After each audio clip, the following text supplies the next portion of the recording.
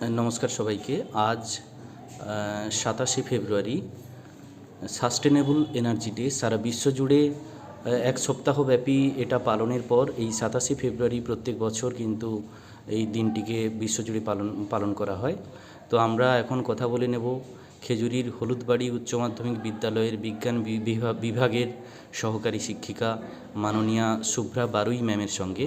তো ম্যাম, নমস্কার আপনাকে। তো তো ম্যাম, শুরুতেই আপনি এই সাস্টেনেবল এনার্জি ডে সম্পর্কে যদি কিছু বলেন। নমস্কার, আমি সাস্টেনেবল এনার্জি ডে সম্বন্ধে কিছু আলোকপাত করছি। ব্রাজিলের রিও ডি জেনেরোতে 1992 সালে জাতিসংঘের আর্থ সামিটে আন্তর্জাতিক এজেন্ডা ছিল সাস্টেনেবল ডেভেলপমেন্ট গোলস, অর্থাৎ টেকসই উন্নয়ন লক্ষ্যমাত্রা, সংক্ষেপে SDGs। পরিবেশ সুরক্ষা, অর্থনৈতিক উন্নয়ন ও সামাজিক কল্যাণের মধ্যে ভারসাম্য বজায় রেখে সকলের জন্য একটি টেকসই ভবিষ্যৎ তৈরির পরিকল্পনা 2015 সালে জাতিসংঘ ঘোষণা করে, যা 2030 সালের মধ্যে নিশ্চিত করতে 17টি বিশ্ব সম্বন্ধীয় লক্ষ্যমাত্রা স্থির করে। এবং 7 নম্বর এজেন্ডাতে আছে সাশ্রয়ী ও দূষণমুক্ত জ্বালানি। এই এজেন্ডার ভিত্তিতে 2026 সালের 24 থেকে 27শে ফেব্রুয়ারি সাস্টেনেবল এনার্জি ডে অনুষ্ঠিত হচ্ছে অস্ট্রিয়াতে। তাই আমাদের আজকের আলোচ্য প্রসঙ্গ সাস্টেনেবল এনার্জি বা টেকসই শক্তি কী এবং এর সোর্সগুলো কী। সাস্টেনেবল এনার্জি হলো এমন এক শক্তির উৎস যা পরিবেশের কোনো ক্ষতি করে না, ভবিষ্যৎ প্রজন্মের নিজস্ব চাহিদা পূরণের সক্ষমতাকে বাধাগ্রস্ত না করে বর্তমানের প্রয়োজন পূরণে নবায়নযোগ্য, যা প্রাকৃতিকভাবে বারবার উৎপাদিত করা যায়, পরিবেশ বান্ধব, দীর্ঘমেয়াদী, সাশ্রয়ী ও নির্ভরযোগ্য জ্বালানির নিরাপত্তা প্রদান করে। তো ম্যাম, এখন আপনি ছাত্রছাত্রীদেরকে বা সবার আমাদের জানার জন্য যদি বলেন যে সাস্টেনেবল এনার্জি সোর্সগুলো কী কী, এবং সেটা যদি আমাদের একটু বুঝিয়ে দেন। সাস্টেনেবল এনার্জির সোর্সগুলো হলো সোলার এনার্জি বা সৌরশক্তি, উইন্ড এনার্জি বা বায়ুশক্তি, হাইড্রো পাওয়ার বা জলবিদ্যুৎ শক্তি, জিওথার্মাল এনার্জি বা ভূতাপীয় শক্তি, বায়োমাস বা জৈব শক্তি।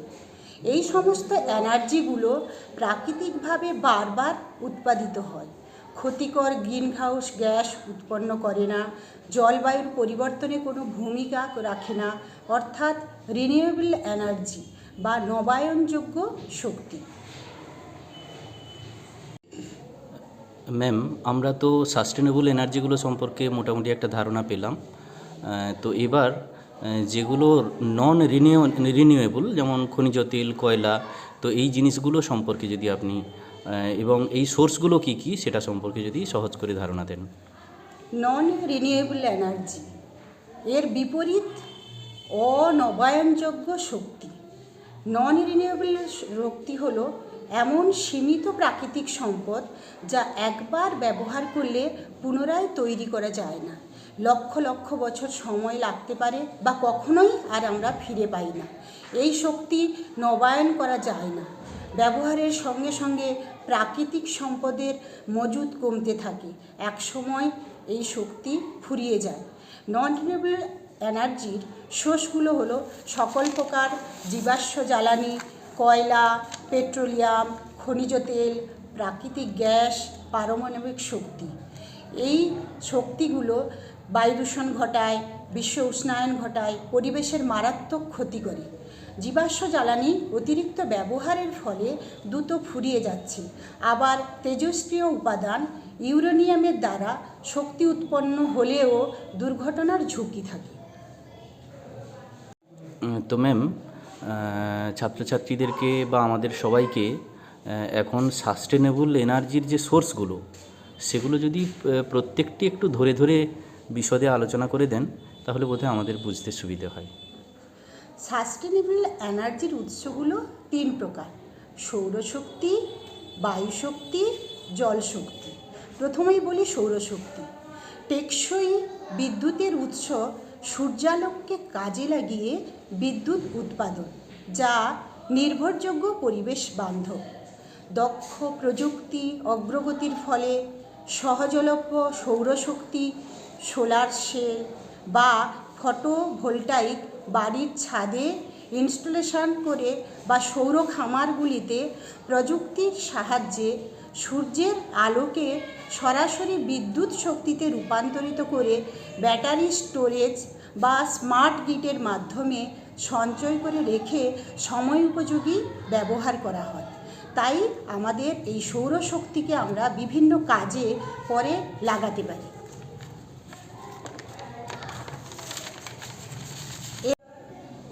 এরপর আমি বায়ুশক্তি সম্বন্ধে বলি যে প্রবাহিত বাতাসের গতিশক্তিকে কাজে লাগিয়ে টারবাইন বা বায়ুকলের সাহায্যে যান্ত্রিক শক্তিকে বিদ্যুৎ শক্তিতে রূপান্তরিত করা যায়। অর্থাৎ বাতাসের প্রভাবে টারবাইনের ব্লেডগুলিকে ঘোরানো হয়, যা জেনারেটরের মাধ্যমে বিদ্যুৎ উৎপাদন করা হয়। যেহেতু বায়ু প্রবাহের উপর নির্ভরশীল, তাই সব জায়গায় সমানভাবে পাওয়া যায় না। সেহেতু উপকূলীয় অঞ্চলের ক্ষেত্রে এই বায়ুশক্তি প্রযোজ্য। এরপর বলি জলশক্তি। জলশক্তি হলো প্রবাহমান বা পাতিত জলের গতিশক্তিকে ব্যবহার করে টারবাইন ঘুরিয়ে বিদ্যুৎ তৈরি করা হয়। জলপ্রপাত, নদী বাঁধ থেকে পতনশীল জল পোটেনশিয়াল ও কাইনেটিক এনার্জি, যা নবায়নযোগ্য শক্তি। এটি পরিবেশ বান্ধব সাশ্রয়ী শক্তির উৎস। এছাড়াও বায়োগ্যাস, গোবর গ্যাস বা বায়োফুয়েল যেমন ইথানল, বায়োডিজেল ইত্যাদি নবায়নযোগ্য জ্বালানি শক্তি। ম্যাম, এখন আমাদেরকে এই সাস্টেনেবল এনার্জির যে সোর্সগুলো তার সুবিধেগুলো কি কি সেটা যদি একটু বলেন। আচ্ছা, এরপর আমি বলি সাস্টেনেবল এনার্জির সুবিধা। ক্ষতিকর গ্রিনহাউস গ্যাস কমিয়ে বায়ু ও জল দূষণ হ্রাস করে। মানে সাস্টেনেবল এনার্জি থেকে যে গ্যাসগুলো নির্গত হয় সেগুলো কিন্তু বায়ু দূষণ ঘটায় না। পরিবেশের দীর্ঘমেয়াদী সাশ্রয়ী নির্ভরযোগ্য জ্বালানির নিরাপত্তা প্রদান করে। পরিবেশ সংরক্ষণ, জলবায়ুর পরিবর্তনের মোকাবিলা, প্রাকৃতিক সম্পদ সংরক্ষণে সাহায্য করে। এর পাশাপাশিও অর্থনৈতিক সাশ্রয় ও কর্মসংস্থানের সুযোগ সৃষ্টি করে। দূষণমুক্ত পৃথিবী ভবিষ্যৎ প্রজন্মকে উপহার প্রদান করে। তাই সাস্টেনেবল এনার্জি ভবিষ্যতের জন্য নিরাপদ, পরিচ্ছন্ন ও কার্যকরী শক্তির একটা উৎস। তো ম্যাম, আমরা মোটামুটিভাবে এটা বুঝলাম যে সাস্টেনেবল এনার্জিগুলো হয়তো ততটা প্রচলিত নয়, কিন্তু এগুলো অনেক কিন্তু পরিবেশ বান্ধব। আবার নন রিনিউয়েবল যে এনার্জি যেগুলো আমরা ইমিডিয়েটলি বা বহুদিন থেকে কনজিউম করে আসছি, সেগুলো কিন্তু একটা সময় পরে ফুরিয়ে যাওয়ার যথেষ্ট সম্ভাবনা রয়েছে। তো সেই কয়লা, জীবাশ্ম জ্বালানি এগুলোর সীমাবদ্ধতা বা ক্ষতিকর দিকগুলো যদি একটু বুঝিয়ে দেন। হ্যাঁ, এই জীবাশ্ম জ্বালানি পোড়ানোর ফলে বায়ুতে কার্বন ডাইঅক্সাইড, নাইট্রোজেনের oxide, sulphur dioxide, greenhouse gas এগুলো খুব বেশি পরিমাণে বেড়ে যায়। ফলে গ্রিনহাউস গ্যাস বাড়ার ফলে পরিবেশের তাপমাত্রা বৃদ্ধি হতে থাকে, বিশ্ব উষ্ণায়ন দেখা যায়। এর ফলে সমুদ্রের জলতলের উচ্চতাও বৃদ্ধি পায়, পরিবেশ দূষিত হয়, বিভিন্ন পশু পাখিও তার কারণে মারা যেতে পারে। ফলে আমরা যদি ধীরে ধীরে এই জীবাশ্ম জ্বালানি ব্যবহার করতে থাকি তখন বাস্তুতন্ত্র ধ্বংস হবে। এর পাশাপাশি জিওপলিটিক্স অস্থিরতা, অর্থাৎ খনিজ তেল এবং প্রাকৃতিক গ্যাসের অধিকার নিয়ে আন্তর্জাতিক রাজনৈতিক উত্তেজনা ও যুদ্ধের ঝুঁকি বেড়ে চলেছে। সীমিত নন রিনিউয়েবল এনার্জি অতিরিক্ত ব্যবহারে যেমন চিরতরে ফুরিয়ে আসছে, তেমনি এই এনার্জি ব্যবহারে উৎপন্ন ধোঁয়া জনমানসে শ্বাসকষ্ট, হৃদরোগ, ক্যান্সারের মতো রোগের প্রভাব বেড়ে চলেছে। ম্যাম, আলোচনার একদম শেষাংশে এই ছোট্ট আলোচনার আমরা শেষ প্রশ্ন আপনাকে করব। তো আমরা জানি প্রচলিত যে শক্তিগুলোর হয়তো এখনই সেগুলো ফুরিয়ে যাওয়ার কোনো সম্ভাবনা নেই, কিন্তু আগামী দিনে এই প্রচলিত শক্তির পাশাপাশি আমাদের যে সাস্টেনেবল যে এনার্জিগুলো সেগুলোর ব্যবহার তো আমাদের বাড়াতেই হবে, আপনি বললেন। তো কেন বাড়াতে হবে সেটা যদি একটু বলেন। কারণ ভবিষ্যতে সাস্টেনেবল এনার্জির ফলস্বরূপ যে আমরা যদি সাস্টেনেবল এনার্জি ব্যবহার করি, পরিবেশ সুরক্ষা পাবে, অর্থনৈতিক উন্নয়ন ঘটবে, সামাজিক কল্যাণ, এই সমস্ত ক্ষেত্রের ভারসাম্য বজায় থাকবে, টেকসই ভবিষ্যৎ গড়ে উঠবে। এর জন্য নবায়নযোগ্য শক্তির প্রসার ও শক্তির সঞ্চয় প্রযুক্তির উন্নয়ন করতে হবে। সবুজ হাইড্রোজেন পরিবহন, ভারী শিল্পে ব্যবহার করা, দ্রুত চার্জিং স্টেশন স্থাপন, বৈদ্যুতিক যানবাহন চালানো, এর ব্যবহার আরও বেশি পরিমাণে করতে হবে।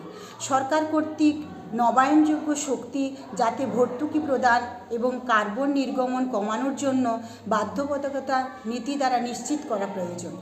সর্বোপরি নাগরিকদের সচেতন করতে হবে যাতে আন্তর্জাতিক মূল্যবোধ গড়ে ওঠে। রাষ্ট্রগুলির কার্যকারী পদক্ষেপ গ্রহণের মাধ্যমে এই টেকসই উন্নয়ন লক্ষ্যমাত্রা সফল হয়ে উঠবে। আমাদের সবারই লক্ষ্য রাখতে হবে যাতে আমরা এই নন রিনিউয়েবল এনার্জিগুলো ব্যবহার কমাই এবং সাস্টেনেবল এনার্জির ব্যবহার আমরা বাড়াই, যাতে পরিবেশ দূষণ না হয় এবং যাতে আমাদের এই বিশ্ব উষ্ণায়ন না হয়। আমরা সোলার বিদ্যুতের সাহায্যে আমরা সব কিছু চালাতে পারি, তাতে পরিবেশ দূষিত হবে না। সবাই আমাদের একদিকে নজর। আলোচনার শেষে আমি সবাইকে বলি, আমরা তো ভবিষ্যৎ প্রজন্মের জন্য আমাদের কিছু করা উচিত, কারণ আমরা যদি সারাক্ষণই এই নন রিনিউয়েবল এনার্জি ব্যবহার করতে থাকি, পরিবেশ দূষিত হবে, ভবিষ্যৎ প্রজন্মে যারা জন্মাবে তাদের অনেক ক্ষতি হতে পারে, তারা বিভিন্ন রোগ জীবাণু দ্বারা আক্রান্ত হতে পারে। তাই আমরা যদি সবাই সচেতন হই, ভবিষ্যতের প্রজন্মের জন্য কিছু করার জন্য আমরা সবাই সচেতন হয়ে পরিবেশের কিছু কাজ করি, যাতে এই নন রিনিউয়েবল এনার্জিগুলো আমরা ব্যবহার বন্ধ করতে পারি। সবাই আমরা সচেতন হয়ে একসঙ্গে পরিবেশের সঙ্গে থাকব এবং ভবিষ্যৎ প্রজন্মকে একটা সুস্থ পরিবেশ তাদেরকে প্রদান করব। নমস্কার।